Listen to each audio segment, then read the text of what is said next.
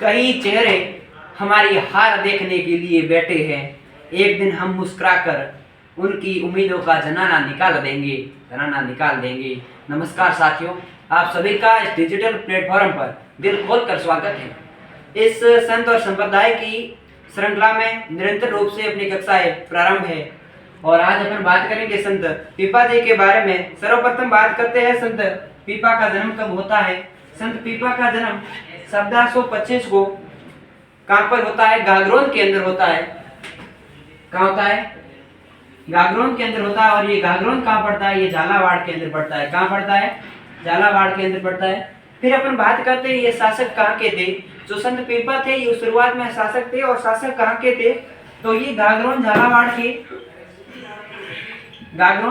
के खीसी राजपूत शासक थे। खीसी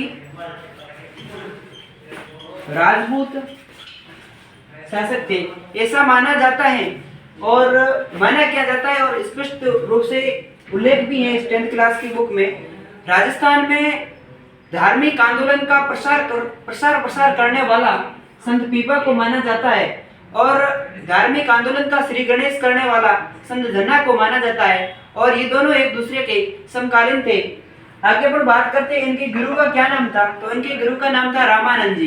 क्या था साथियों? रामानंद जी इनके गुरु का नाम था। और इन्होंने गुरु कहाँ बनाया? काशी जाकर इन्होंने क्या बनाया? गुरु बनाया और अपने गृह से क्या कर दिया? त्याग कर दिया। फिर इनकी बात करते हैं ये भी किसी के गुरु थे अर्थात इनके शिष्य का क्या नाम है? इनके शिष्य का नाम था सूरसेन। क्या है? सूरसेन इनके शिष्य का नाम है।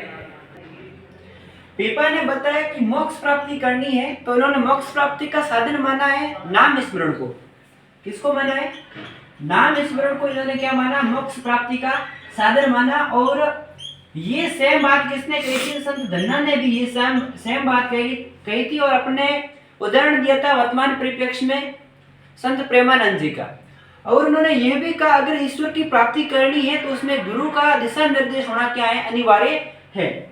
फिर बात करते हैं इनका मंदिर कहाँ है। तो इनका मंदिर है समदड़ी के अंदर। कहाँ है? समदड़ी के अंदर है। ये वर्तमान में कहाँ पड़ती है? बालोतरा के अंदर पड़ती है। कहाँ पड़ती है? बालोतरा के अंदर पड़ती है। और यही इनका मेला लगता है। मेला कब लगता है? चैत्र पूर्णिमा को। कब लगता है? चैत्र पूर्णिमा को लगता है। और इनके अनुयायी कौन है? इनके अनुयायी दर्जी समाज के जो लोग हैं वो इनके क्या है? अनुयायी है। किस समाज के लोग? दर्जी समाज के लोग इनके क्या है? अनुयायी है। अब हम बात करते हैं जो पीपा से संबंधित साहित्यिक रचनाएं हैं उनके बारे में सर्वप्रथम बात करेंगे। तो बात करते हैं इनकी रचनाएं कौन कौन सी है। एक है पीपा की कथा।